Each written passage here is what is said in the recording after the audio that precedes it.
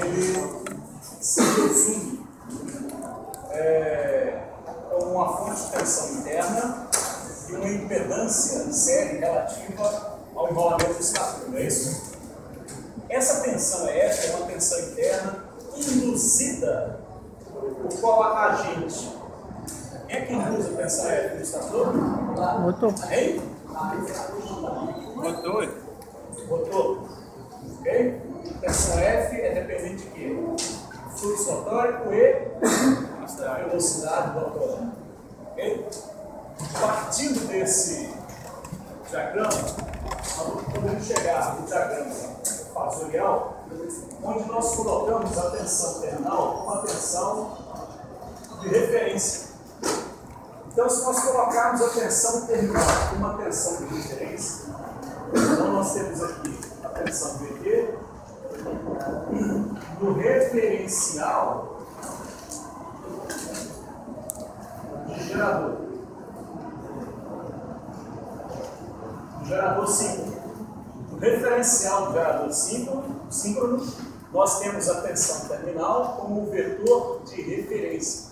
Tá aqui. Nós vimos, a partir de questionamento, que para gerador, a tensão F é igual à soma da tensão terminal, VT, mais as quedas de tensão diretas, J, XS e Q. Não é assim? Então, a tensão de entreferro é igual à tensão terminal mais as quedas na impedância do estator. Significa dizer que a tensão terminal é igual à soma dos fasores de tensão. Tensão terminal, ele está gerando, ou do barramento ao qual ele está interligado, e as quedas de tensão interna. Ok? Então, F é a soma. Então, para desenhar o próximo vetor que compõe o diagrama fasorial de tensões, nós vamos colocar ali qual? Nós já temos o VT. Qual outro que falta? O EF. O EF é um vetor que nasce na mesma origem e está em que posição no espaço vetorial em relação à tensão terminal? O EF está em fase com o VT, o EF está defasado negativamente com o VT, atrasado, ou está adiantado em relação ao VT? Hein? Por que adiantado? Por que atrasado? Depende do quê? Se é motor ou se é gerador. Nós estamos começando pelo referencial do gerador síncrono. O referencial do gerador síncrono, o ângulo da tensão F é... Qual que é o ângulo do F? Zero. Que nome nós damos ao ângulo de F? Ângulo de carga. É o delta. Para gerador, o delta é positivo ou negativo? Positivo. Então, a tensão de entreferro é um valor que está por aqui. Ele tem um ângulo positivo, que é o delta. Ok? Delta baixo significa o quê? Baixa carga. Delta elevado, próximo de 90, carga elevada. Ok? Nessa situação, mais uma vez para ajudar, só para ajudar o início do raciocínio, se nós considerarmos R1 igual a zero, se R1 for igual a zero, como é que fica o fechamento do diagrama fasorial? Aqui nós temos o VT e esse vetor, esse fasor, é o EF. Então, o que liga o VT ao EF, já que não tem aquela JXS é o quê? JXS. Entre o VT e o EF, se o R1 for considerado zero, sobra a queda de tensão na reatância. Ok? Então, olha, VT mais JXS e 1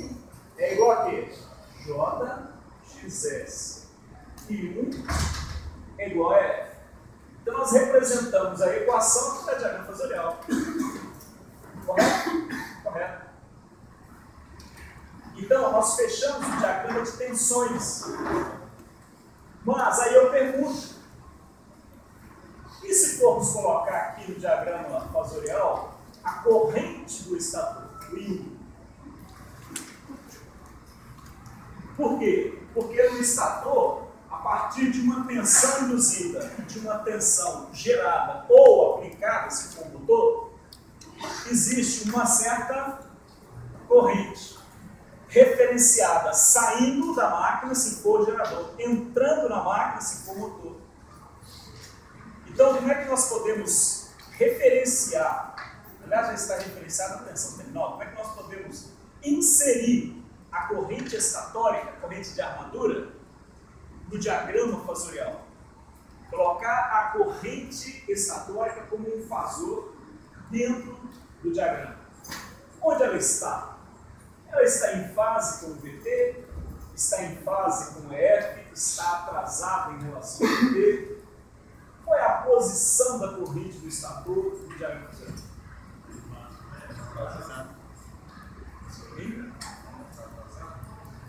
Atrasado?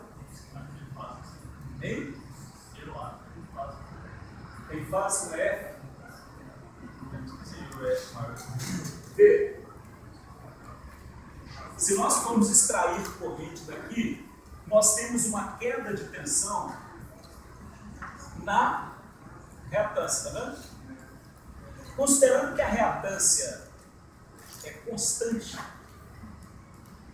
nós temos que a queda de tensão na reatância síncrona é JXS1.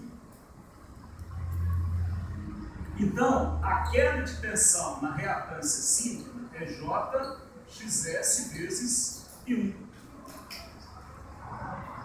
Então, o I1 é igual a quê? I1 é a tensão na reatância, é esse aqui, essa tensão aqui, vezes XS. Reatância síncrona dividido por JXS. Olha o J aqui. Então, a corrente vai ser a tensão na reatância dividido por XS, passa o J para cima. O que é o J? É o operador de avanço de 90 graus. Multiplicar uma variável por J implica em avançada de 90. Multiplicar por menos J significa atrasada de 90. É mais J no denominador, passa para o numerador como menos 90 graus. 90. Embaixo ela é mais 90, passa para cima menos 90. Significa que o vetor corrente no estator da máquina síncrona está atrasado de quantos graus? 90 graus em relação à queda de tensão na reatância. A queda de tensão na reatância é JXS1. Então, onde que está a corrente? Esse vetor é a queda. Se a corrente está defasada, atrasada de 90, onde que está a corrente? A corrente é algum vetor que esteja formando um ângulo de 90 graus com a tensão sobre a reatância. Então a corrente está por aqui.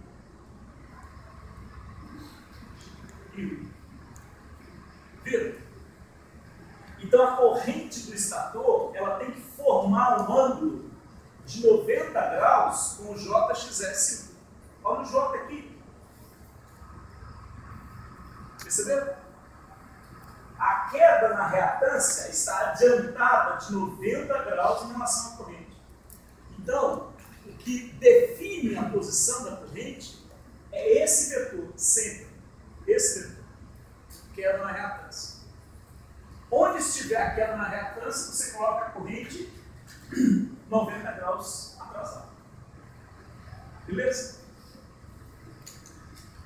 Aí a gente vê o seguinte. Se nós criarmos, a partir desse diagrama fasorial, então o diagrama fasorial do estator está pronto. Só isso. Agora, nós podemos reescrever o diagrama de capacidade da máquina a partir desse diagrama fasorial. Como nós podemos fazer isso? Se nós multiplicarmos a tensão de entreferro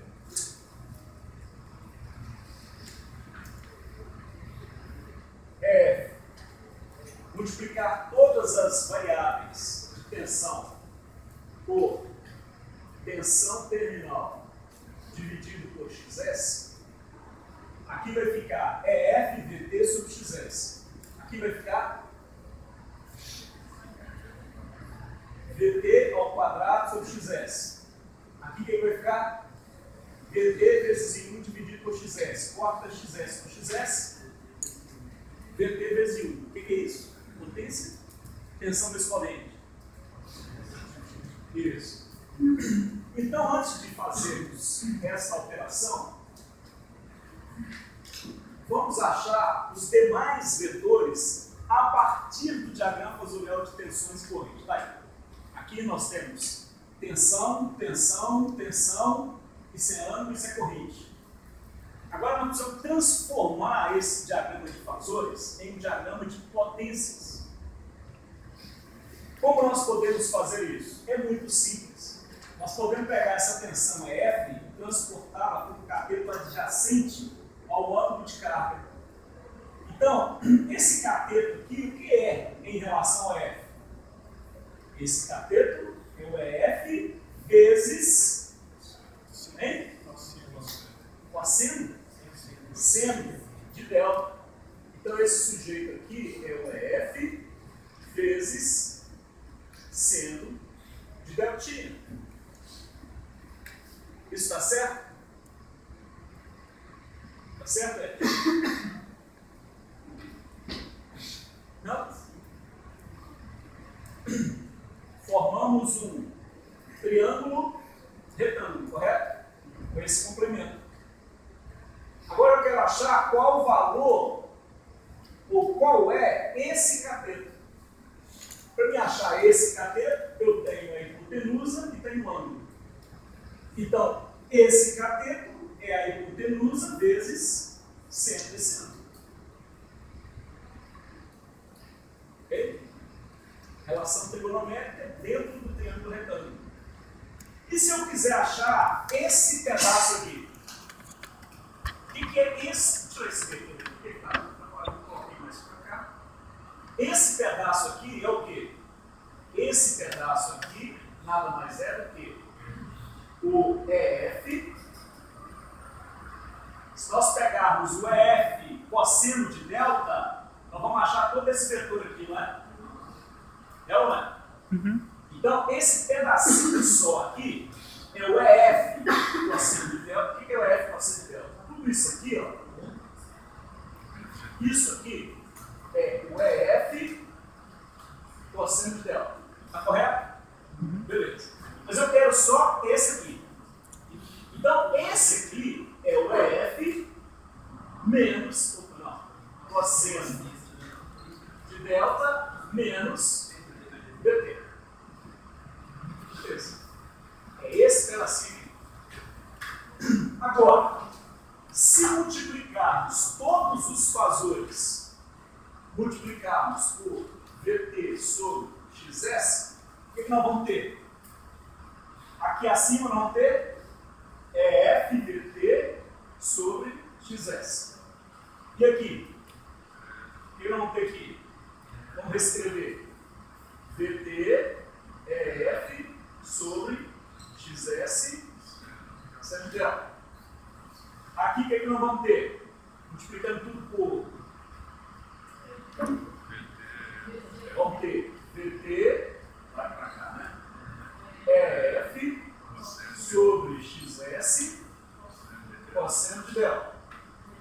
Menos VT ao quadrado sobre XS. E a hipotenusa desse triângulo interno? Vai ser o quê?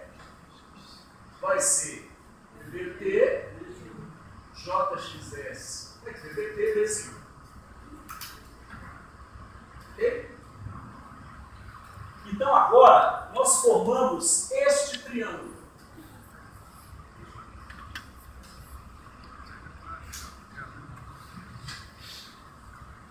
Está vendo? Este triângulo agora é um triângulo de quê? De tensões, de correntes, potência de hein? VT vezes U, tensão vezes corrente, potência ativa, aparente. Essa potência aparente. Essa potência aqui é o quê? É a mesma que nós desenvolvemos no ano passado, não é? Ela é reativa. Essa é potência reativa? Ativa. Lembrados? A potência que nós desenvolvemos no ano passado. E essa potência? Potência é essa? Reativa. Então nós temos E de terceira. Beleza?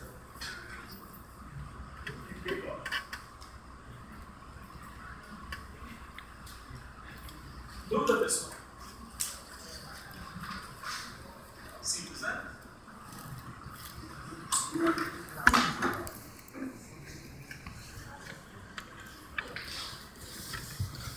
Não precisa desenhar isso aí. Isso aí está na apostila. Quem está com a apostila impressa seria meio caminho andado. Vai no 49 da apostila. Isso é a apostila?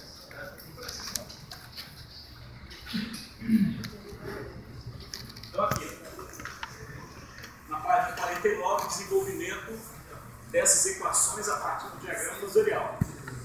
Ok? Tem várias situações aí que ilustram o diagrama vazorial.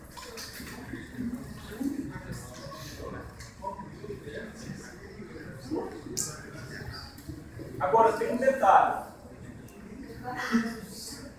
Vejam o comportamento da máquina síncrona, nesse caso referenciado como gerador. Esse cateto representa a potência ativa. O que faz aumentar ou diminuir? O que faz variar a potência ativa na máquina síncrona? O que faz variar? Se a tensão aplicada estiver constante e se a excitação de campo se mantiver também constante, a única coisa que faz a potência ativa variar é o âmbito de carga. E o âmbito de carga depende de quê? Da carga. Se é um gerador, depende da carga elétrica. Imagine que nós, aqui a escola, seja alimentada por um único gerador, o gerador ciclo. O que fará o âmbito de carga desse gerador aumentar? À medida que a gente liga o ar, liga isso, liga aquilo, ele está aumentando a carga do gerador. Com isso, o rotor desse gerador está perdendo velocidade? Não. Ele perde velocidade? Não, porque senão não seria assim. O que acontece com o rotor dele? Aumenta a velocidade. Defasa. Aliás, não é o rotor. O campo girante do estator defasa em relação ao rotor. O gerador, o âmbito de carga é positivo. Verdade. Né? O campo girante do estator acompanha o rotor, é diferente do motor. O motor, a gente aplica tensão, gera o campo girante e o rotor corre atrás. O gerador não. O gerador, quem gera as tensões é o rotor. Ele que induz a F. O campo girante corre atrás. Agora, e a potência reativa na máquina síncrona depende de quê? De que depende a potência reativa? B, a potência reativa nesse caso, ela segue uma relação muito próxima entre as tensões de estator, que é a tensão terminal, e a tensão interna, que é o EF.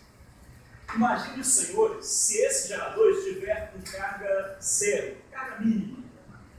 Qual o valor de delta? Hein, pessoal?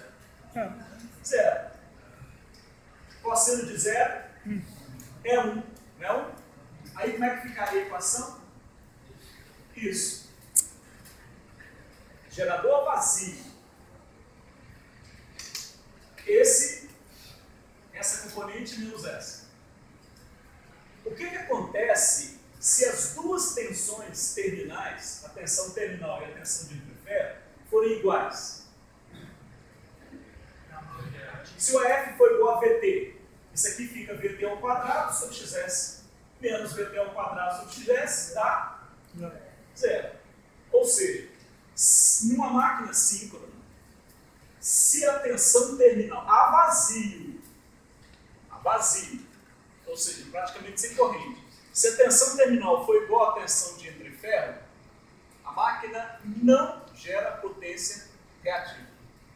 Correto? O que acontece se nós aumentarmos para essa situação vazia, se nós aumentássemos a tensão de entreferro 1 volt a mais que a tensão terminal? Se nós aumentarmos o EF 1 volt a mais que a tensão terminal, esse termo fica maior que esse. E aí ele gera, a palavra é gera potência reativa. Por quê? Fica positivo. Daqui para cá é positivo. Daqui para lá é negativo. Então, o zero do diagrama de potência está aqui. Se a tensão de entreferro cair 1 volt sequer abaixo da tensão terminal, esse termo fica menor que esse. Então a potência reativa fica negativa. Aí a potência reativa está para lá. O gerador está absorvendo reativo.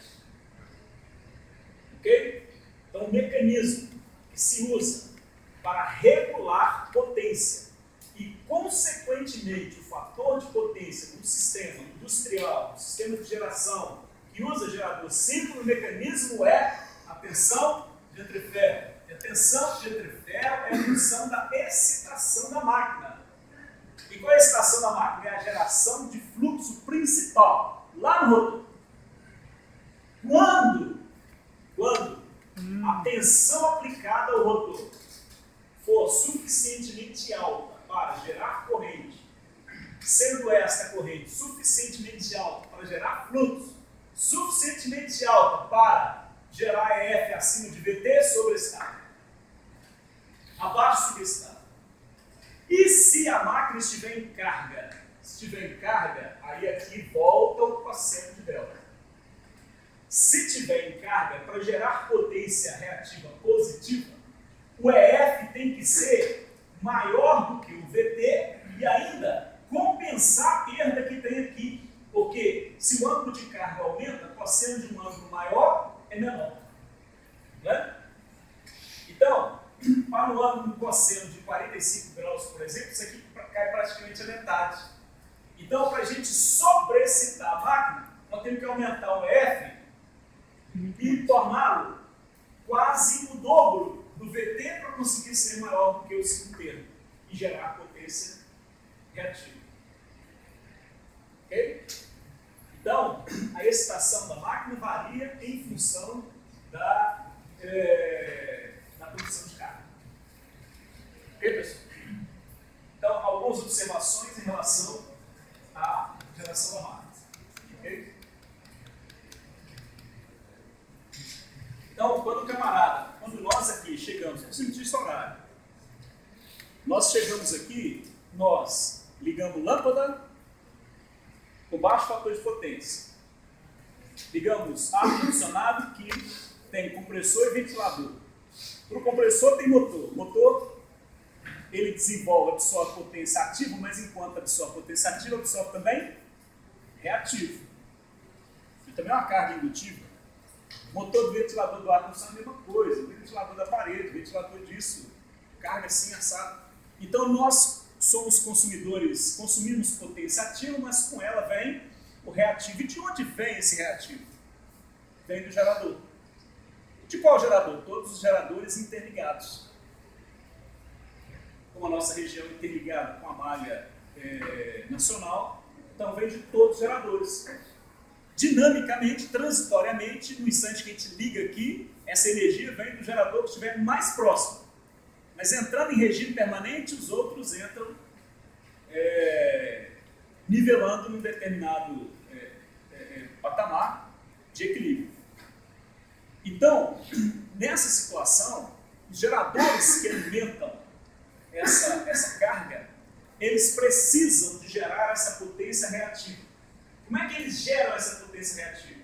Quando há uma demanda maior de potência reativa, ou o operador, se a usina for manual, ou automaticamente, se a usina for geração for automatizada, faz aumentar a excitação da máquina de tal forma a gerar o reativo que a carga está pedindo. Okay? Só que os geradores têm como capacidade nominal o valor em potência aparente. A potência do gerador é dada em VA, ou KVA, ou MVA. Potência do gerador, então, é dada em potência aparente. Mas nós podemos usar a potência aparente de duas formas. Através do seu reativo, através do ativo. A potência aparente é a soma dos quadrados das duas potências. Tirar a raiz, né? O quadrado da potência aparente é igual à soma do quadrado da potência ativa e da potência reativa. Então, se o gerador tem uma potência nominal e máxima baseada na potência aparente, se nós estivermos usando o máximo de potência ativa que essa máquina pode fornecer, não sobra nada de reativo para ela gerar. Então a máquina, o gerador como nós temos aqui na região, gerador de 30 MVA. O gerador de 30 MVA, eu posso utilizar, a princípio, 30 MW dele. Ou seja, eu utilizo toda a potência aparente na forma de ativo. Posso também utilizar 30 MVAR e não gerar nada de potência ativa. Você escolhe. Você tem uma potência aparente que a máquina pode gerar. Você pode utilizar toda essa potência aparente na forma de reativo, gera só potência reativa. Ou toda essa potência aparente na forma de potência ativa. E aí não sobra nada para gerar reativo. Ou, no meio termo, você pode usar uma parte, 50% como ativo, 50% como reativo. Os geradores funcionam assim. Então, nós precisamos de analisar a capacidade que o gerador tem de gerar potência nas suas três dimensões. Né? E como é que nós vamos fazer isso? Nós vamos fazer isso a partir de um conceito de capabilidade. O que é capabilidade? Capabilidade é capacidade. Né? Podia estar falando em capacidade, mas não é bonito falar de capabilidade. Um termo mais bonito. Por que a gente usa esse termo capabilidade? Porque advém do inglês, que é a nossa literatura básica, né? Termo esse chamado de capability. Nós aportuguesamos, geramos o termo hoje de capabilidade, um termo que existe no nosso dicionário. Okay? Então, o conceito de capabilidade para máquinas síncronas é o conceito que determina a forma com que essa máquina pode gerar ou absorver potência complexa. Né? Então, se nós temos aqui uma potência, tensão terminal, VT, temos um EF, e nós construímos aqui uma potência, um diagrama de potências. O que é o diagrama de capabilidade? Pegamos um compasso, centramos aqui no zero das tensões, determinamos qual é a potência máxima, aparente máxima do gerador. Esse gerador é de 30 MW. Então colocamos isso aqui vale 30 MW. Só um exemplo, tá, gente? Beleza. Esta é a pega o compasso e faz isso. Está pronto. Esse é o diagrama de capabilidade da máquina em si. Onde o raio desse círculo, nem sempre é um círculo, o raio desse círculo é a potência aparente. Então, nós temos aqui a potência aparente. Nós podemos utilizar esta máquina dentro deste círculo. Aí eu venho cá e divido aqui, divido aqui. Esse eixo é o eixo das potências. Esse eixo é o eixo das potências. Reativo. Não é isso, meu amigo lá? Horizontal, eixo das potências reativas. Vertical, eixo da potência reativa. Aqui é o zero. Então, eu posso utilizar esta máquina nesse quadrante, que é o quadrante de geração. Porque no quadrante de geração, primeiro, segundo quadrante, gerador, né? Por quê? Porque nesse caso, o ângulo de carga é positivo. Então, primeiro e segundo quadrante, gerador. Terceiro e quarto quadrante, motor. Porque o VT não é referência. O VT é sempre o zero. Então, se eu colocar aqui o eixo do EF para motor, ele pode vir aqui. E aí a gente constrói o diagrama todo para motor. Não é? Todo o diagrama para motor. Então, esse quadrante motor, esse quadrante gerador.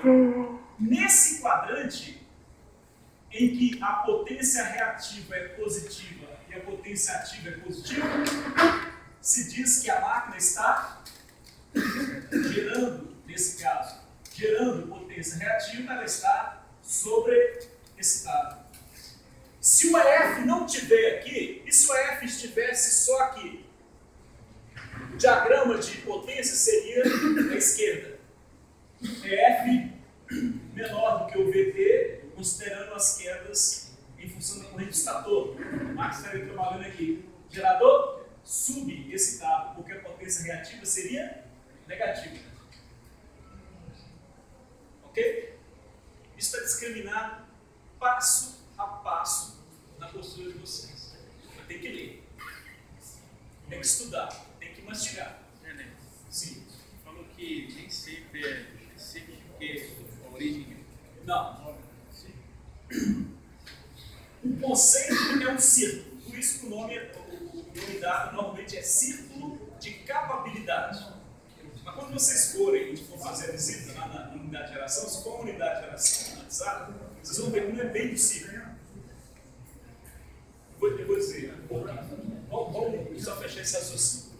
Então, pessoal, veja, nós podemos trabalhar a máquina no primeiro quadrante, segundo quadrante como gerador. Terceiro quadrante, quarto quadrante como motor.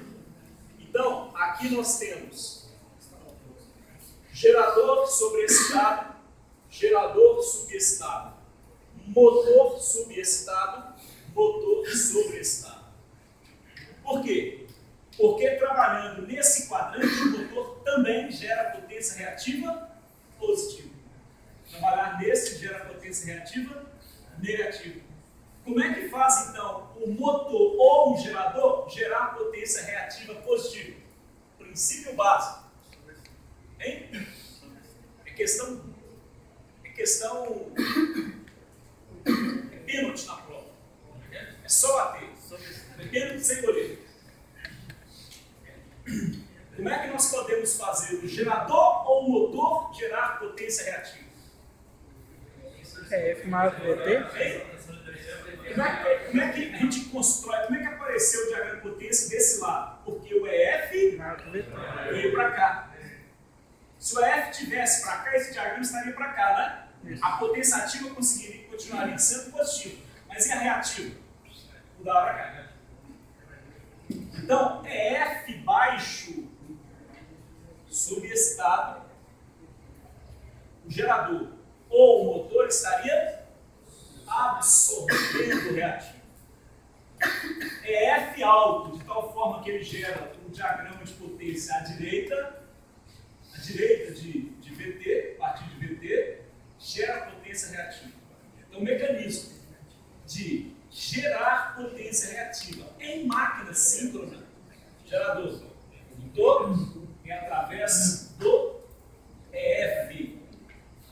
sobreexcitando o motor, sobreexcitando o gerador.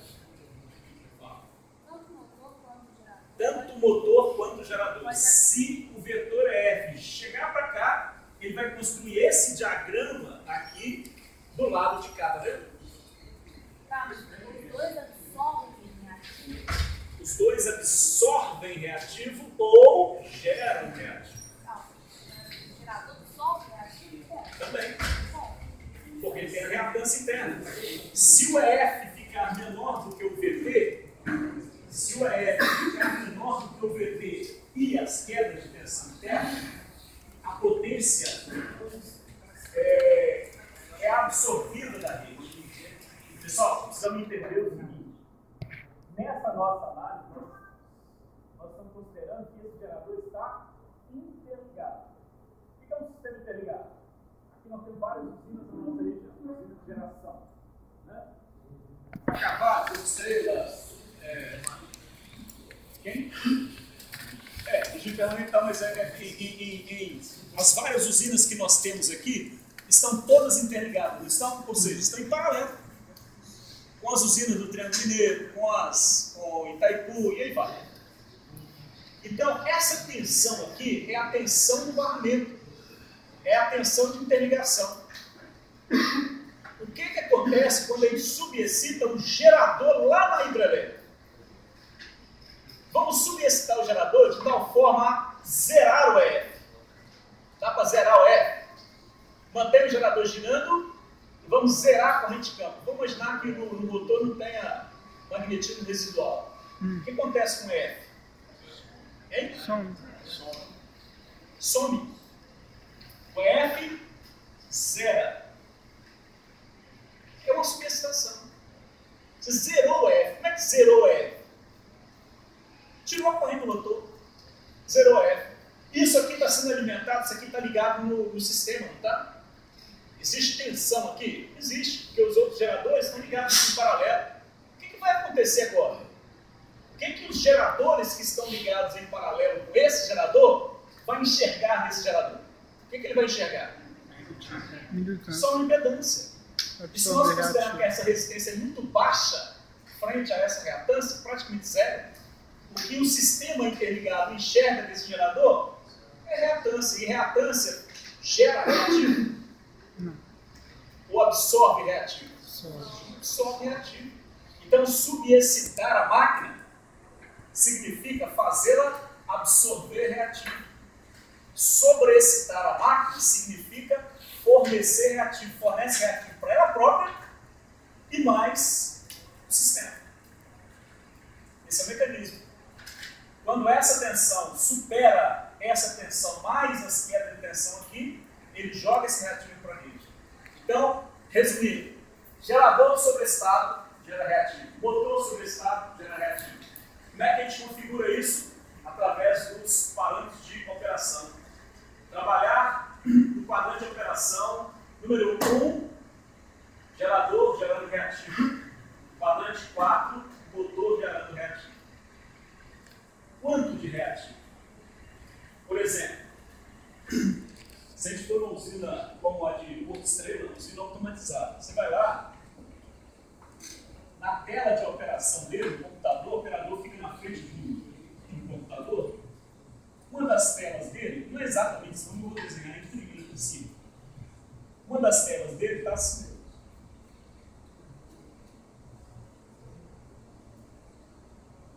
Lá são 4 geradores, né? Tem 4, né? Lá tem assim. Vamos supor que seja 2. O operador está ali o tempo todo olhando para esse negócio. Eu lembro disso. O que significa isso? Isso aqui é o eixo dos reativos, isso aqui é o eixo de potência ativa. Esse aqui é o gerador número 1, esse outro gerador número 2. O gerador número 2, ele está trabalhando nessa posição. Significa que a tensão de entreferro dele está aqui. Com isso, ele está gerando essa potência potência reativa, aqui, e essa amplitude de potência ativa, que reflete aqui na verdade. Essa potência ativa. Esse é o quadrante que ele está gerando. Então, verificando aqui, o círculo de capabilidade dá as limitações, os limites da máquina. Ele não pode passar desse círculo. Então, se ele estiver trabalhando aqui, ele está gerando tudo isso de reativo e só isso de ativo. Aí chega no horário de ponta, onde ele demanda muita potência reativa, por exemplo, muita potência ativa, bom, aí ele passa a operar aqui. Só que operando aqui, ele está aumentando a potência ativa, mas ele tem que diminuir o reativo. Por quê? Porque a potência aparente é limitada. Ele poderia estar trabalhando aqui, no limite de estabilidade. Nós falamos na aula passada sobre o limite de estabilidade baseado na potência ativa, porque isso é que pesa no rotor. Então ele pode estar nessa posição. Nessa posição ele está gerando tudo isso de potência ativa e isso de potência, reativo e ativo. Ok? Mas pode ser que no horário de ponta a carga seja muito ativa. Então ele pode estar trabalhando aqui, ativo. Ou seja, toda a potência da máquina está sendo utilizada para gerar potência ativa. Ah não, esse aqui, o fator de potência está muito baixo e eu tenho excesso de potência ativa. Então eu vou utilizar o gerador só para gerar potência reativa. Então eu coloco ele aqui. Ok?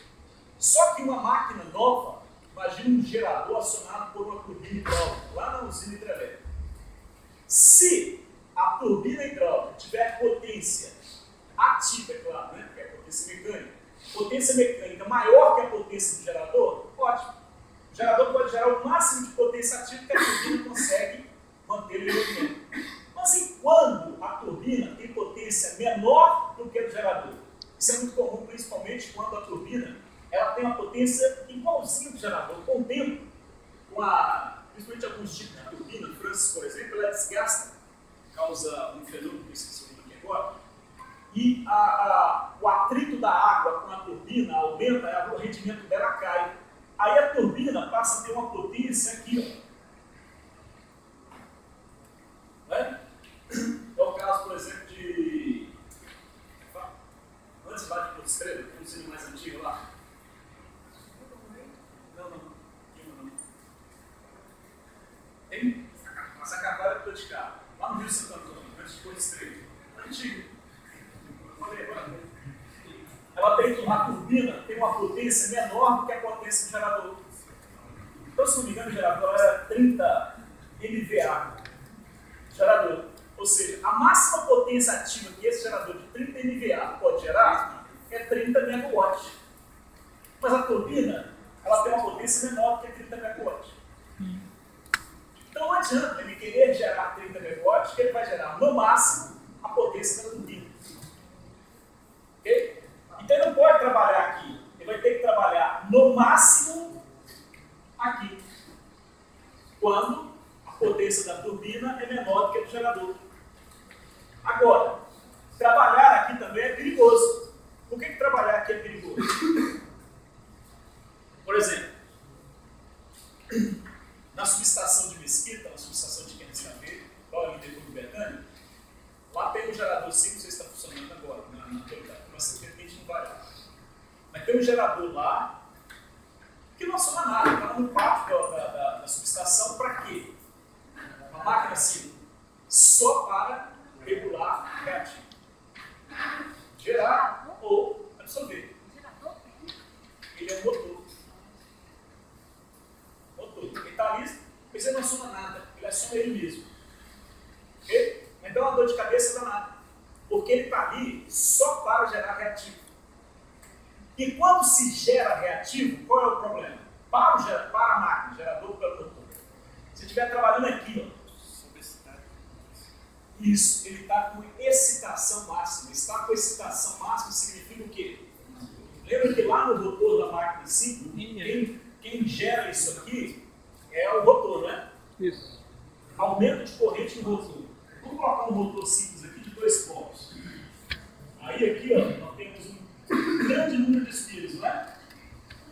Grande número de espiras. Aqui. Vamos para a excitação máxima. Máxima corrente no rotor. São muitas espiras. E isso é uma impedância relativamente alta. Impedância aí na forma de resistência, né? Porque aqui é a tensão contínua. A resistência do enrolamento de campo de máquina simples é relativamente alta, bem mais alta do que o estator. Então o estator que tem uma resistência aí na faixa de 0,5 ohms, aqui nós temos resistência de 30, 40, 50 ohms. Então a resistência aqui é alta. Então quando a gente faz, o que a gente faz para gerar o máximo de potência ativa? Tem que aumentar o EF ao máximo, né? Aumentar o EF ao máximo, tem que aumentar o fluxo ao máximo. Aumentar o fluxo ao máximo, aumentar a corrente ao máximo. Se aumentar a corrente ao máximo, o que acontece? Corrente na resistência gera muito calor. Então essas máquinas que trabalham para gerar reativos, muito conhecidas como capacitor síncrono ou condensador síncrono, elas fazem papel de capacitor. Elas não estão ali para acionar nada, não acionam carga mecânica, mas é o motor que está ali para gerar reativo. Então, o gargalo desse tipo de máquina é o sobreaquecimento. Por isso que utilizam sistemas baseados em água refrigerada ou nitrogênio líquido em circulação para manter ou para trocar o calor intenso que é gerado no interior da máquina. Okay? Isso dá uma dor de cabeça muito grande para o pessoal de manutenção, porque um vazamento desse tipo aí é uma crise que se tem na mão. Ok, pessoal? Então, muitas vezes, quando essa máquina já está envelhecida, já com bastante tempo de trabalho, com o circuito rotório, o isolamento do circuito rotório ressecado, aí a turma manda reduzir. Aí o que faz? Opa, agora o máximo que ela vai gerar é aqui. Por isso que não dá certo. Porque corta de um lado porque a turbina está limitada, corta para o outro porque está velho, não pode sobreaquecer. Então a limitação de potência reativa na máquina, seja motor, seja gerador, é sobreexcitação, gera muito calor.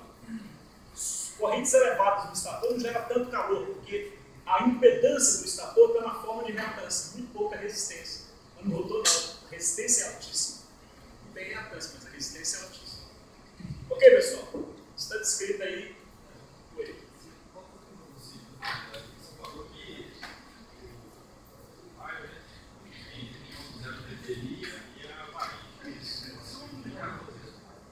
Se o ângulo de carga for zero, ele pode gerar potência negativa.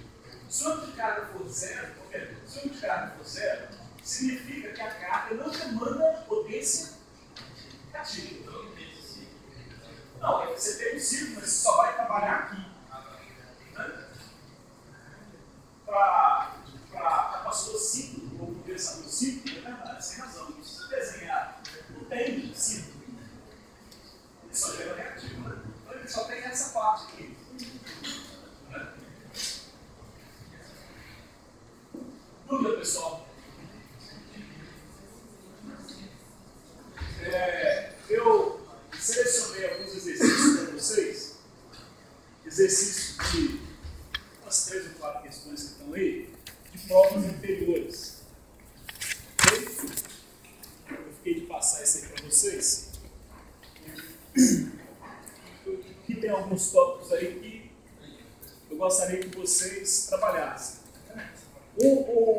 No primeiro exercício, a novidade que traz aí nesse exercício é o quê? É a característica de excitação da máquina baseada numa curva. Está vendo essa curva aí? É a curva de tensão gerada pela corrente de campo. Que novidade que tem aí? Nenhuma. Só mostra que existe saturação. Está mostrando aí isso aqui, ó. É a dependência da tensão EF com a corrente de campo, com IF.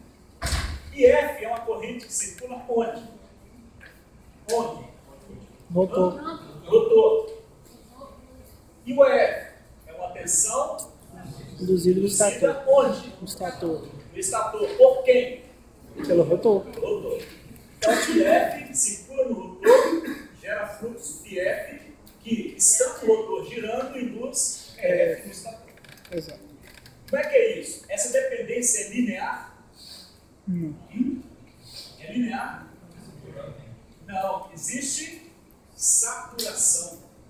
Então, a saturação, ela produz um efeito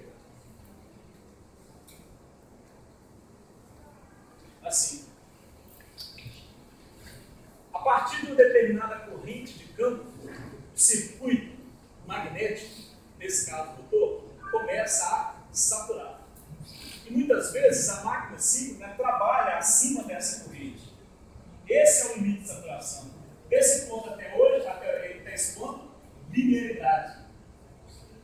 A partir desse ponto, saturação. Qual a grande questão? Qual o grande problema da saturação? É uma não linearidade, porque valores, aumentos ou gradientes de corrente de campo não determinam o mesmo gradiente na tensão gerada. Essa não linearidade afeta a imutância de magnetização. Por quê? Porque quando a corrente faz o núcleo, porque quem satura é núcleo. A corrente satura é o núcleo que satura, não passa mais de força. Você pode aumentar a corrente que não gera fluxo, que é o fluxo que induz o F. Okay? Mas pode ser que nós tenhamos máquinas trabalhando nessa região. Então, para isso, nós precisamos da curva. Quando é linear, precisa. Né? Para cada ampere no campo, gera, sei lá, 50 volts no estator. Essa é a relação. 50 para 1. Só que, havendo saturação, não. Aí precisa da curva. Por isso que ela foi dada no exercício. Né? Provavelmente, vocês vão precisar de determinar a tensão induzida para um valor de corrente de campo acima da saturação. Aí você tem que consultar a curva. Por isso que geradores de grande porte também normalmente entram em saturação, precisa de ter a curva de magnetização da máquina. Porque muitas vezes a relação de tensão induzida por corrente de campo não é linear. Essa curva aí, a partir de que ponto que eu considero que ela está sobrecitada? Então, isso depende do gerador. Depende do gerador? Depende do gerador. Normalmente a sobreexcitação acontece aqui para cima.